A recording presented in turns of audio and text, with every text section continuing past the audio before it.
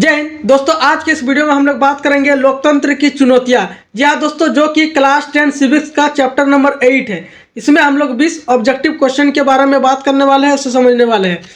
एक एक करके वीडियो को ध्यान से देखिए, तब आपको क्लियर तरीके से समझ में आएगा और कैसा टाइप का क्वेश्चन अगर पूछेगा तो किस टाइप से पूछ सकता है या पूछा जाता है। आइए हम लोग एक एक करके समझते हैं। सबसे पहला जो हमारा ऑब्जेक्टिव है कि लोकतंत्र की मुख्य चुनौती क्या है। ये जो लोकतंत्र होता है दोस्तों, कोई भी देश लोकतांत्रिक देश, उसका चुनौती क्या है, उसको क्या सामना करना पड़ता है। ऑप्शन है तानाशाही, या बी गहराई तक लोकतंत्र स्थापित करना, या फिर सी युद्ध करना, या फिर डी चुनाव रोकना। तो मेरा भाई लोकतंत्र की जो चुनौती है वो मुख्य चुनौती क्या है कि गहराई तक लोकतंत्र स्थापित करना, यानी option number B correct answer हो जाएगा। ऑप्शन नंबर बी मारिए। आइए आगे समझते हैं यहाँ पर क्वेश्चन नंबर 2 की ओर। क्वेश्चन नंबर 2 है मेरे भाई कि लोकतंत्र की विस्तार यानी एक्सपेंशन चुनौती का अर्थ है क्या है यहाँ पर। तो आपके पास 4 ऑप्शन है। राइट आंसर क्या होगा, अधिक लोगों तक लोकतंत्र पहुंचाना ही दोस्तों क्या है, लोकतंत्र की विस्तार चुनौती का अर्थ है। अधिक लोगों तक लोकतंत्र पहुंचाना ही। आइए आगे बात करते हैं दोस्तों क्वेश्चन नंबर 3 की ओर। मेरे भाई क्वेश्चन नंबर 3 है कि लोकतंत्र की गहराई जो होता है डिपनिंग, वो चुनौती का मतलब क्या होता है। लोकतंत्र की गहराई चुनौती का मतलब क्या होता है। तो यहाँ पर बी हो जाएगा, लोकतांत्रिक मूल्यों को मजबूत करना ही यहाँ पर लोकतंत्र की गहराई चुनौती है।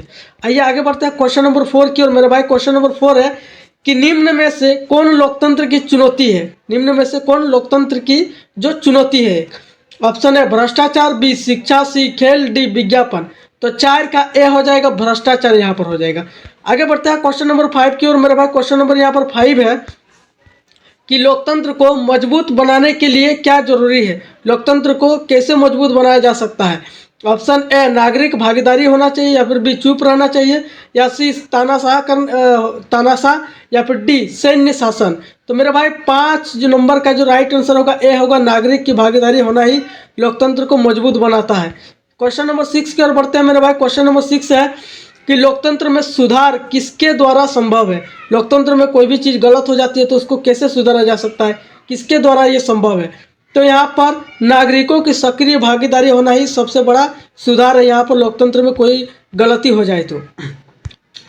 क्वेश्चन नंबर 7 है मेरे भाई कि लोकतंत्र में पारदर्शिता क्यों जरूरी है। ये जो लोकतंत्र होता है इसमें पारदर्शिता क्यों जरूरी है। तो 7 का ए हो जाएगा, भ्रष्टाचार को कम करने के लिए यहाँ पर पारदर्शिता जरूरी है मेरे भाई। क्वेश्चन नंबर 8 की ओर बढ़ते हैं।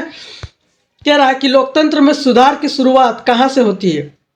ये जो लोकतंत्र होती है उसमें सुधार जो होती है उसकी शुरुआत ही कहाँ से होती है।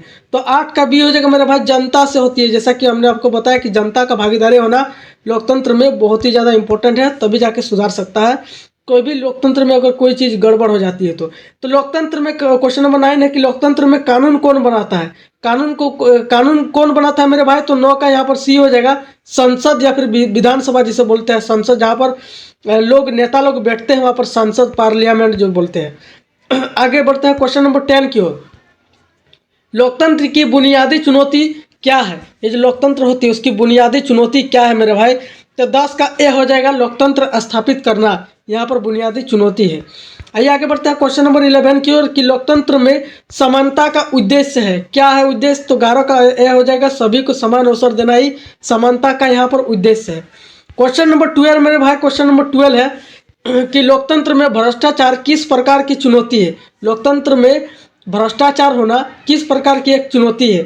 तो यहाँ पर ऑप्शन है सामाजिक, बी राजनीतिक, सी आर्थिक, डी खेल संबंधित। यहाँ पर तो 12 का देखिए जब कभी भी आपको एग्जैक्ट आंसर नहीं पता होता है तब आप मैच कीजिएगा ऑप्शन को क्वेश्चन के साथ। क्वेश्चन क्या पूछा है कि लोकतंत्र में भ्रष्टाचार, यहाँ भ्रष्टाचार का बात हो रहा है तो भ्रष्टाचार से रिलेटेड कौन है यहाँ पर। तो देखिए खेल संबंधित ये तो होगा नहीं दोस्तों, यहाँ पर खेल संबंधित तो होगा नहीं। आर्थिक यानी अपनी निजी जो स्थिति होती है वो भी नहीं होगा। तो बचा सामाजिक और राजनीतिक।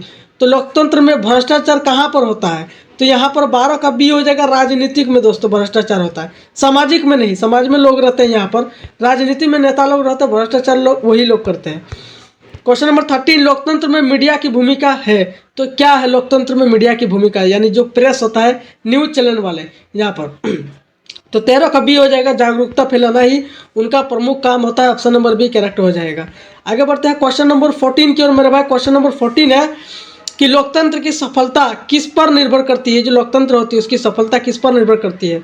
तो 14 का यहाँ पर यह हो जाएगा नागरिकों की जागरूकता पर ही निर्भर करती है। आगे बढ़ते हैं क्वेश्चन नंबर 15 की ओर मेरा भाई। क्वेश्चन नंबर 15 है कि लोकतंत्र में सुधार के लिए क्या आवश्यक है, लोकतंत्र में हम सुधार के लिए क्या आवश्यक है। तो 15 का ए हो जाएगा जन आंदोलन है दोस्तों, यहाँ पर सुधार के लिए जन आंदोलन है।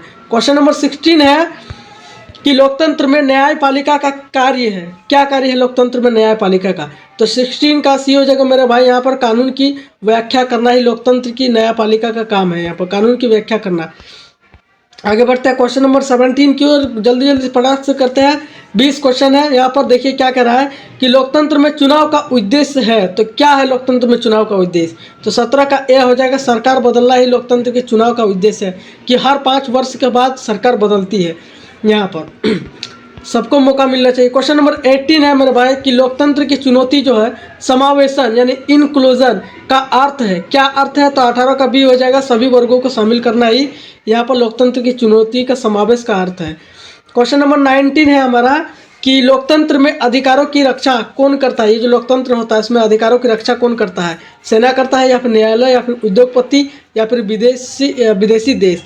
तो यहाँ पर लोकतंत्र में अधिकारों की रक्षा कौन करता है मेरे भाई, यहाँ पर तो 19 का भी हो जाएगा न्यायालय। सेना इसमें आएगा नहीं, उद्योगपति विदेशी नीति नहीं आएगा। तो ऑप्शन आप लोग मैच कीजिएगा और फटाक से आंसर मार दीजिएगा। चाहे कोई भी सब्जेक्ट से कोई भी समझ लीजिए, वो हिंदी ये पूछ दिया है तो हिंदी में भी आप क्वेश्चन को मैच कीजिएगा कि ऑप्शन और क्वेश्चन के साथ मैच हो रहा है कि नहीं।